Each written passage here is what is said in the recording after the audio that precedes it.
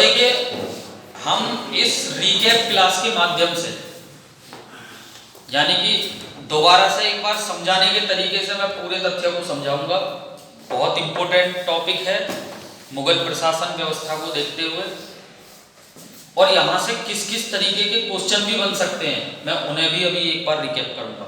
यानी कि किस तरीके के क्वेश्चन यहाँ से पुट अप हो सकते हैं उन्हें भी बताऊंगा। एक एक पॉइंट्स को अच्छी तरीके से सुनना है, तभी आप जाके एग्जाम में बेहतर कर पाएंगे। ठीक है, तो मैं इस बारे में बात करूंगा। जैसे कि ये लिखा हुआ आप देख रहे होंगे, जब्ती प्रणाली, टोडरमल बंदोबस्त और आईने देसाला।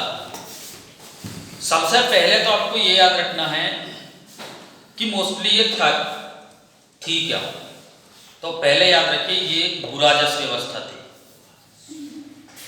यानी कि एक भूमि की राजस्व व्यवस्था कह सकते हैं। ठीक है, आगे याद रखेंगे कि ये भू राजस्व व्यवस्था थी जो कि 1580 ईस्वी में, सन भी याद रखना, 1580 ईस्वी में अकबर के द्वारा शुरू की गई थी मुगलों में। क्लियर? और ये तो आपको याद होना ही होना चाहिए कि पूरे मध्यकालीन भारत के इतिहास की सबसे श्रेष्ठ पद्धति से माना गया है। और अगर सबसे श्रेष्ठ पद्धति माना गया है स्टूडेंट, तो इसके पूछे जाने की संभावना ज्यादा है परीक्षा में। ठीक है, तो इतना याद रखिए कि यह पूरे मध्यकालीन भारत के इतिहास की श्रेष्ठ व्यवस्थाओं में से या श्रेष्ठ पद्धति में से एक है।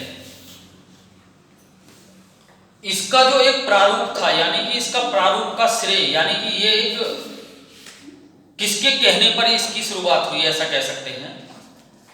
तो एक टोडरमल नाम के व्यक्ति थे, बहुत ध्यान से सुनना। टोडरमल कई बार परीक्षा में पूछ लिया जाता है, पूछा क्या जाता है मालूम है? टोडरमल किससे संबंधित थे? भू राजस्व। क्लियर?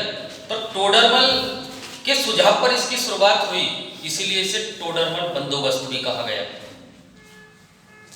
अच्छी तरीके से याद रखना, एग्जाम में पूछा जाएगा। ये जो व्यवस्था थी भू राजस्व व्यवस्था, अच्छी तरीके से ध्यान रखना है। इसके तहत क्या था, इस पूरे प्रोसेस को सुने, ये दरोगा के एग्जाम के हिसाब से भी बहुत इंपॉर्टेंट है। इसके तहत जो भूमि का वास्तविक उपज थी, वास्तविक उपज और वहां का स्थानीय मूल्य, वास्तविक उपज और वहां का जो स्थानीय मूल्य था, उसका 10 वर्ष का औसत निकाला जाता था। 10 वर्ष का औसत निकालने के बाद उसका 1/3 यानी कि 33% राज्य को टैक्स के रूप में देना होता था। मुख्य जो बिंदु है इस व्यवस्था के तहत क्या था, ये बहुत इंपॉर्टेंट विषय वस्तु है कि वहां का जो वास्तविक उपज थी और वहां का स्थानीय मूल्य था, उसका 10 वर्ष का औसत निकाला जाता था और उस औसत का 1/3 यानी कि 33% उसे राज्य को टैक्स के रूप में दिया जाता था। ये थी आपकी, इसके अंतर्गत ये होता था जब्ती प्रणाली के अंतर्गत। क्लियर?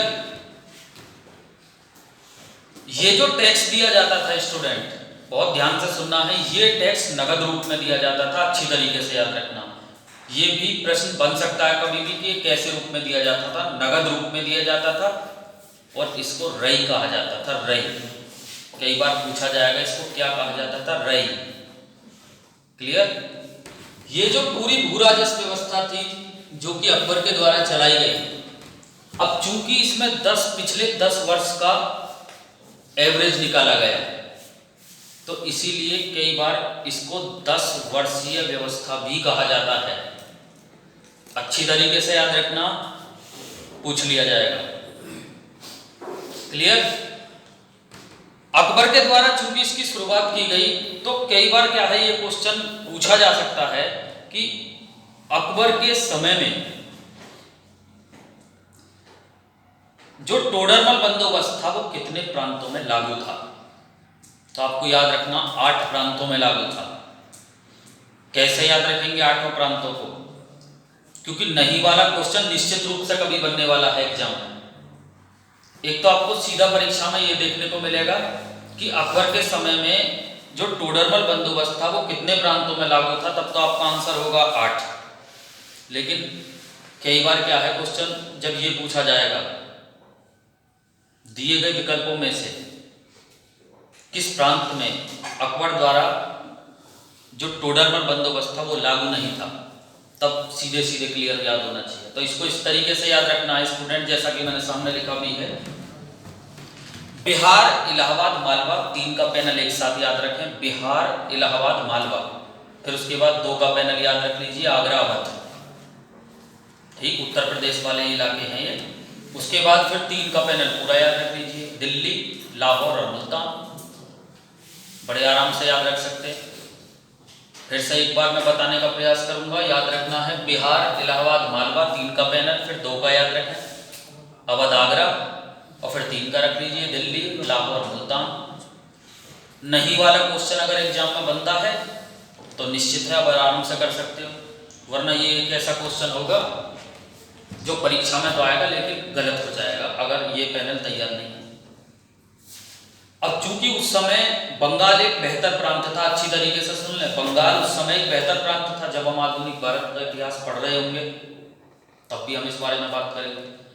लेकिन निश्चित है स्टूडेंट, चूंकि उस समय बंगाल में लागू नहीं थी ये व्यवस्था अकबर के समय में, मोस्टली आपसे यही मिलेगा कि किस राज्य, किस प्रांत में लागू नहीं थी, तो आप याद रखेंगे बंगाल में लागू नहीं थी, और इसीलिए बंगाल की मोस्टली मेरे हिसाब से अगर पूछा भी जाएगा। ठीक है, तो ये जो व्यवस्था थी ये एक स्थायी व्यवस्था नहीं थी।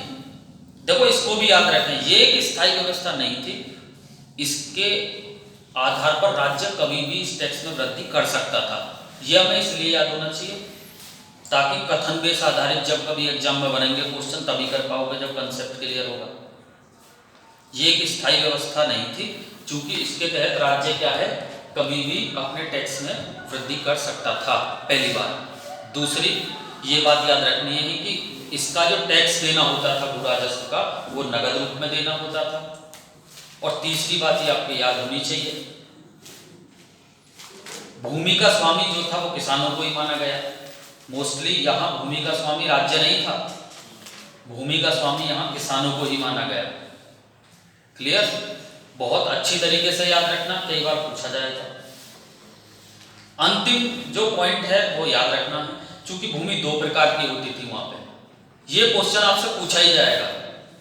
एक उपज वाली होती थी और दूसरी कम उपज वाली होती थी।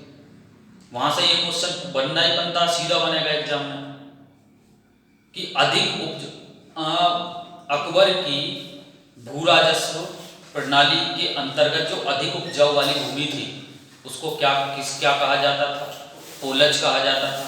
जो कम उपजाऊ वाली भूमि थी उसको चाचर कहा जाता था। क्लियर, तो ऐसे प्रश्न एग्जाम में सीधे सीधे बनेंगे, इनको अच्छी तरीके से याद रखना है ताकि कंसेप्ट पूरी तरीके से क्लियर हो। तो आज हमने अकबर की जो मुगल प्रशासन की जो महत्वपूर्ण विषय वस्तु है उसको इस वीडियो क्लास के माध्यम से पढ़ा। वीडियो को लाइक और शेयर करना ना भूलें।